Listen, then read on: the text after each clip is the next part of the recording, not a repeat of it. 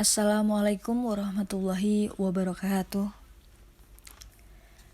Saya Desi Karisma Citra Beladi, mahasiswa semester 4 Program Studi Ekonomi Syariah di Sekolah Tinggi Agama Islam Mulia Astuti, Wonogiri. Baik, di pertemuan kali ini saya akan melanjutkan penjelasan tentang mata kuliah Ekonomi Industri yang diampu oleh Ibu Devina Melinawati. Nah, sebelumnya sudah dijelaskan tentang pengertian konsep dasar ekonomi industri dan syarat persaingan, itu di pertemuan pertama. Kemudian di pertemuan kedua sudah dibahas juga tentang tujuan kinerja, persaingan dan kinerja, juga efek kekuatan monopoli. Nah, selanjutnya di pertemuan ketiga waktu itu kemarin struktur pasar. Nah, hari ini saya akan menyampaikan tentang materi tingkat persaingan. Ini tingkat dan konsep persaingan parsial. Jadi hakikatnya persaingan ini bersifat perseorangan atau bisa disebut impersonal. Nah, di setiap pasar perusahaan-perusahaan mencoba untuk memperoleh dan memanfaatkan pangsa pasar yang besar. Tujuannya itu adalah untuk memaksimumkan yaitu keuntungan. Nah, ketika perusahaan-perusahaan ini saling bersaing, tidak ada perusahaan yang mampu untuk meraih pangsa pasar yang besar. Nah, ini merupakan suatu proses persaingan yang sehat, di mana penetapan harga yang rendah memaksa perusahaan untuk melakukan efisiensi dan merangsang kegiatan inovasi.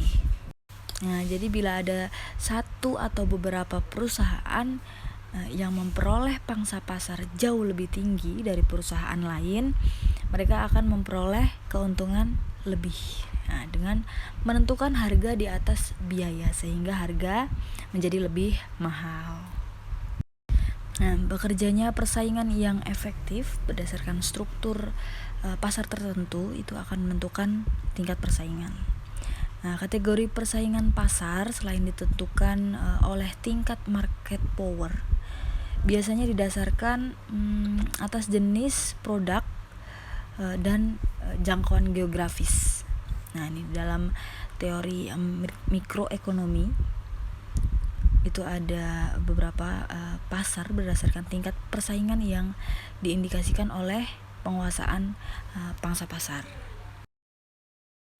Nah, ini yang pertama ada perusahaan yang dominan atau dominant firm.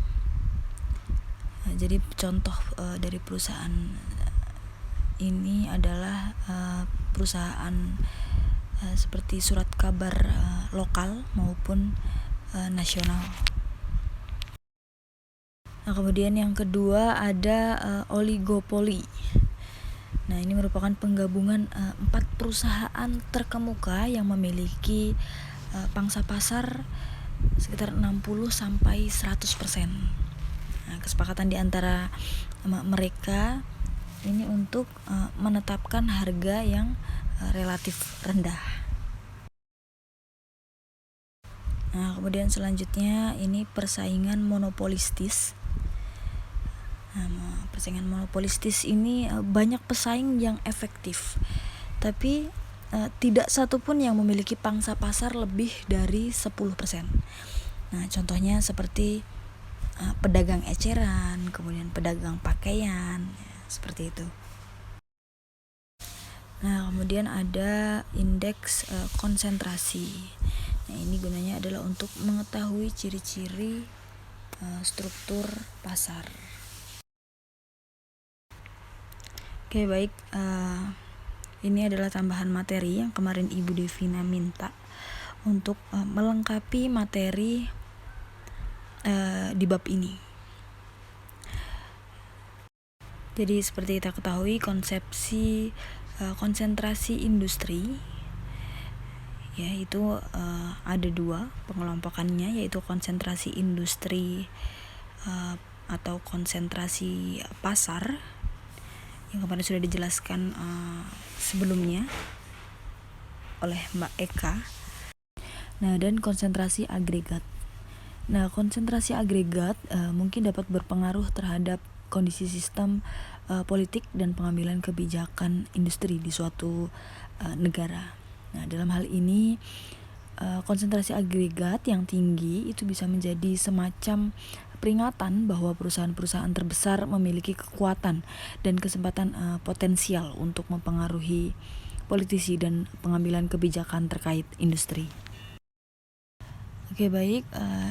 Berikut beberapa penyebab terjadinya konsentrasi dalam industri.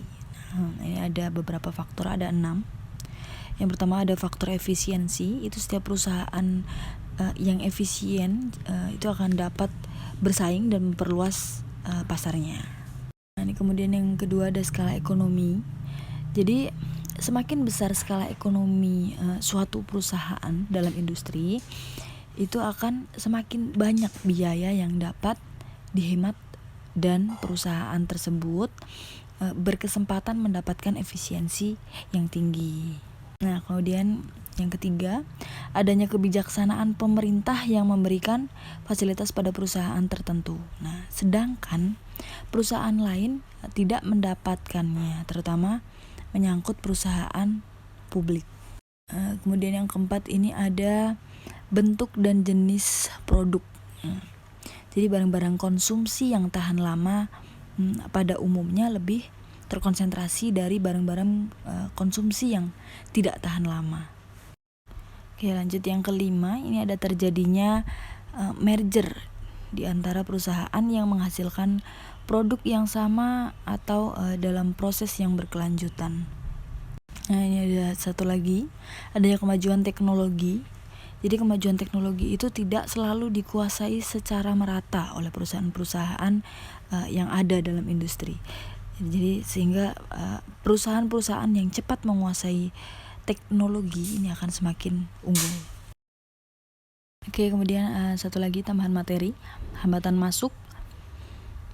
Nah, ini hambatan masuk ini merupakan perilaku ekonomi di dalam perusahaan yang merefleksikan sejumlah saingan yang ada di dalam pasar. Nah, seorang monopolis dapat saja menaikkan harga di atas harga rata-rata untuk meningkatkan keuntungan. Tetapi hal ini tidak dilakukan karena dengan begitu akan menarik perusahaan lain untuk masuk ke pasar. Nah, ini untuk mencegah masuknya perusahaan lain, maka monopolis akan menetapkan harga kompetisi sehingga tidak menghasilkan keuntungan yang berlebihan atau excess profit. Nah, ini ada 2 jenis rintangan masuk, yaitu rintangan struktural dan rintangan ekonomis. Oke, rintangan struktural itu timbul dari karakteristik industri dasar seperti teknologi, biaya, dan permintaan. Nah, sedangkan rintangan strategis itu muncul dari sikap perusahaan yang telah ada. Jadi perusahaan yang telah ada akan bersikap meningkatkan rintangan dengan cara mengancam untuk membalas pada perusahaan pendatang baru. Baik, sementara itu yang dapat saya sampaikan. Banyak kekurangan, saya mohon maaf. Ditunggu untuk kritik, saran, dan komentar yang membangun untuk materi ini. Silakan barangkali ada yang ingin bertanya atau menambahkan mungkin. Terima kasih. Wassalamualaikum warahmatullahi wabarakatuh.